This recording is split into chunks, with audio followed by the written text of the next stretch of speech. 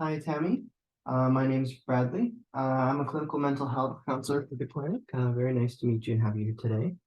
Nice to meet you too. So before we begin, I just want to explain you a little bit about my job and kind of what the goal of the counseling process is here today.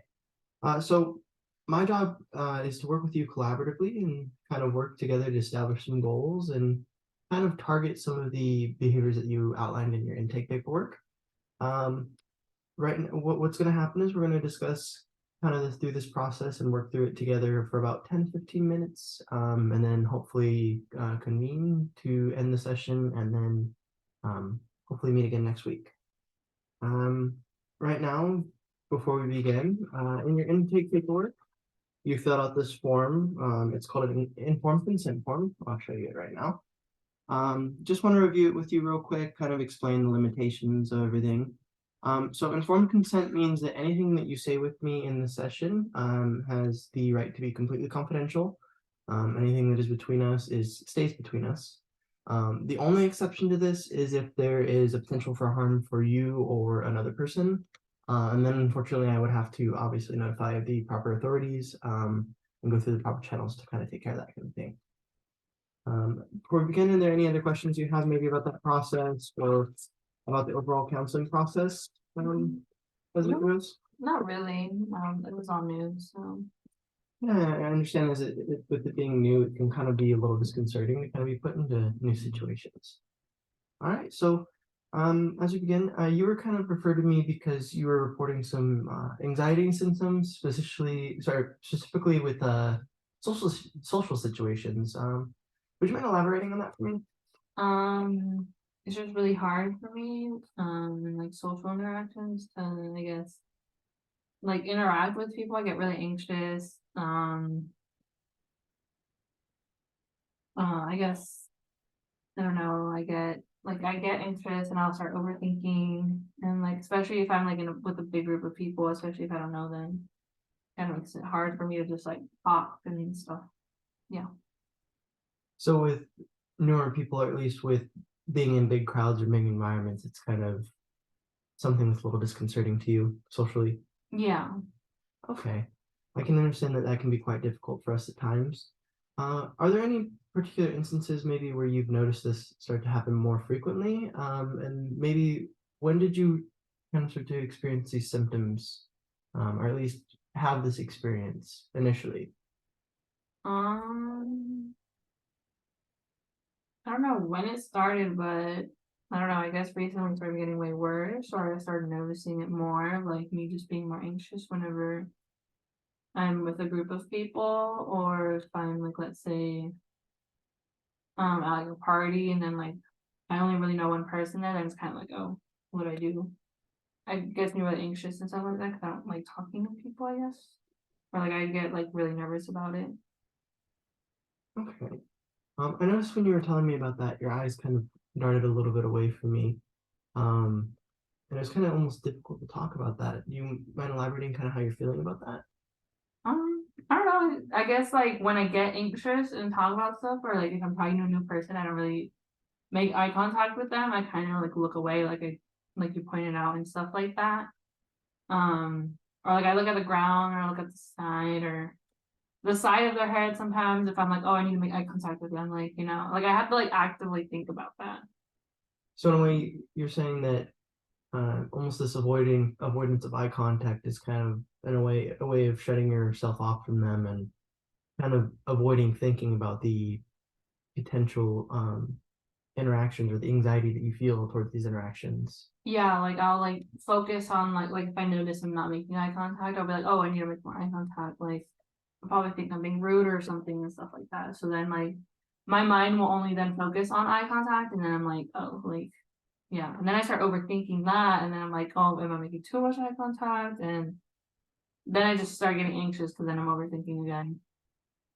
Okay.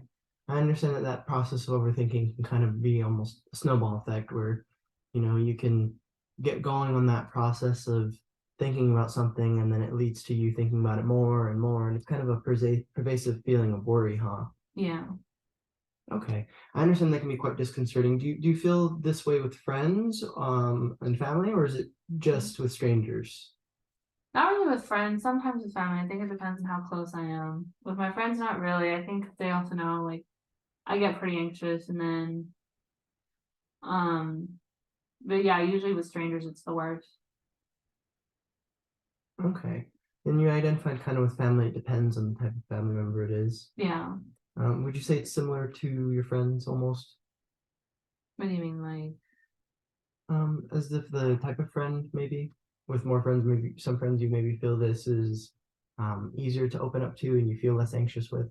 oh, yeah, definitely. Like, friends I'm closer with and I talk, like, I have, like, more deep conversations with, yeah, like, I feel more comfortable just, and then compared to those that I'm, like, I don't really talk too often, but, like, they're friends and I hang out with them, like, yeah, it's a bit more, I guess, anxious for me.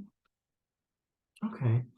I understand they can be quite difficult to try and branch out sometimes, and I think that being in our comfort zone with certain people, it becomes kind of easy to rely on those people solely.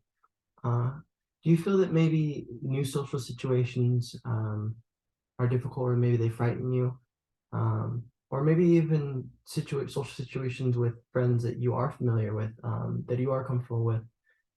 Do you feel that maybe they also kind of lean into this feeling of anxiety?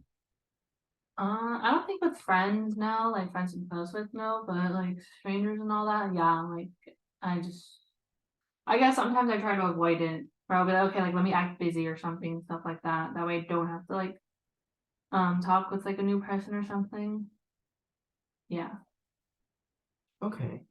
I understand that, maybe perhaps it is a little frightening to kind of open ourselves up to these new experiences, and to open up the door to identifying where we could maybe improve our confidence and our outreach to these new social connections.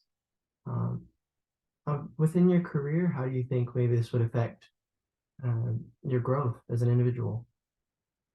Kind of ironic because 'cause I'm a fast food worker, so I have to interact with people, but I always try, like, do where I don't have to interact with them much, so, like, cashier stuff and all that I don't really do because sometimes people get mad and they start screaming and I'm like, "Okay." I kinda just, like, I guess shut it off and I'm like, "Okay, I don't know what to do anymore," and then I guess my manager can kinda tell, so he'll, like, come in and then be like, "Okay, you know what? You just go to the back and do food or something." And I'm like, "Okay." Yeah. So when you shut down in these social conflicts or these social confrontations because uh, it can be quite for you. It's a little bit disconcerting and almost your experience is a little overwhelming. You'd say. Yeah.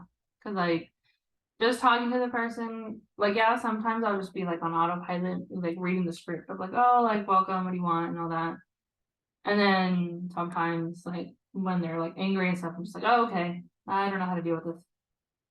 And for you, it's almost that, despite you knowing that it's kind of hindering your growth at your job, you're still kind of maintaining these behaviors um, of avoidance. Well, yeah, cause like, my manager said that they would really like to, like, train me as a manager, but I'm not like, they would like for me to improve with my social interaction. Cause even with my coworkers, sometimes I get really awkward, I don't really talk to them, and then sometimes, like they also said, it's like with if I'm a manager, I'm gonna have to deal with customers like that, so then it kinda just made me start thinking of, like I don't know, I guess reflecting of, like, "Oh, this is an issue," and stuff like that, so I was like, I should probably go see someone or something to see if I can, improve or something on that. Okay. What are some goals that maybe you want to identify of how to kind of approach this avoidance, or maybe what are some useful resources or strategies that you've already been kind of in touch with currently? Um, so like I said, like if a customer is like getting angry and stuff, like I kind of just remove myself from the situation. So it's like there's like a conflict like that, I'll remove myself that way I don't get too overwhelmed. Or like I just avoid it, like just interacting with people. Or if I do, it's, like, really short, like, if they ask me a question, I just answer it, but I don't really try to continue, like, a conversation, like, my coworkers wanting to do, like, small talk and everything, I just answer and then that's it, I don't really talk more to them, yeah. Okay, so you'd say almost that these avoidant behaviors are kind of what you want to narrow down and hone in on, and kind of maybe reducing them. Yeah, like I would like to like, maybe try and like I guess put myself out there and just like be like, you know what, let me talk to this person. Like I work with them every day, might as well talk with them a little bit, like it should be fine or something, instead of just being like, no, I should do that. Maybe that can be like a goal, I guess. I think perhaps that is a good potential avenue to explore. Oftentimes when we're trying to achieve a big goal, it helps to set a little bit of, or set, it helps to set a few sub goals um, to build up to that big goal. Um, I think that is a potential avenue to explore. And maybe in the context of focusing on these avoidant behaviors, um, maybe we should focus on the behaviors that enhance our ability to engage as well. I think that could be a potential avenue for you to explore as well. And sounds good, yeah. Okay. We're kind of reaching a little bit towards the end of our time. But before we end, is there any questions that you have for me? Um, Not really, I guess. Like this is the first meeting, so I guess as we go more in depth, I'll probably figure something out or ask more questions, yeah. Okay. So to kind of summarize, you've identified that strangers make you feel a little socially anxious. These new situations are a little difficult for you to engage in. With your family and friends, you feel a bit more comfortable. However, with family, it kind of depends on the person. And sometimes with friends, you do feel a little anxious. I understand that can be quite difficult sometimes, especially if it's a new situation that your friends are encouraging you to behave in.